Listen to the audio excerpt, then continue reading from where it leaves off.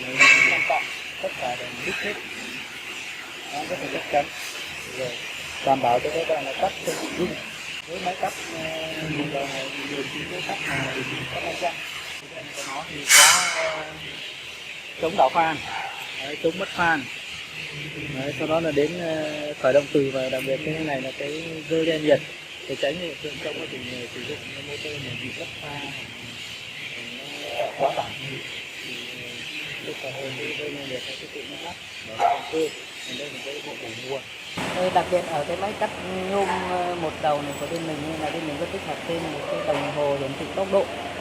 Đấy, các bạn có thể cắt ở bất kỳ một cái góc độ gì mà nó có cả đuôi chấm 00 ở sau. Đây là vị trí 90 độ này. Đó.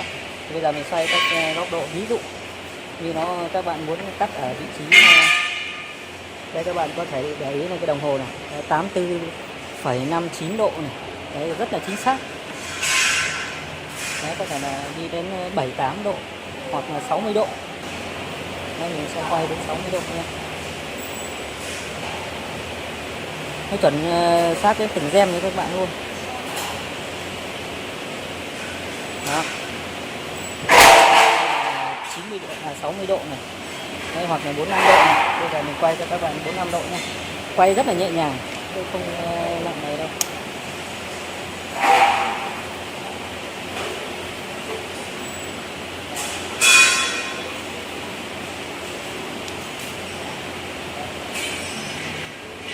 Đó.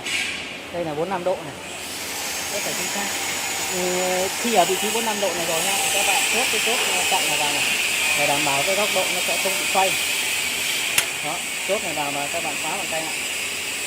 Các bạn khóa bằng tay, khóa cả mâm.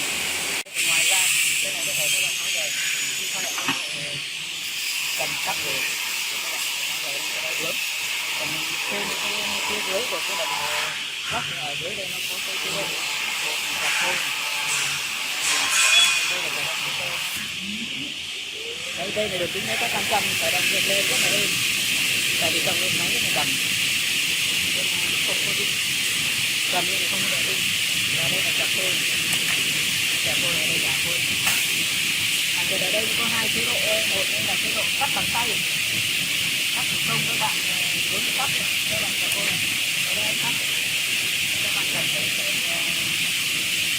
để vững.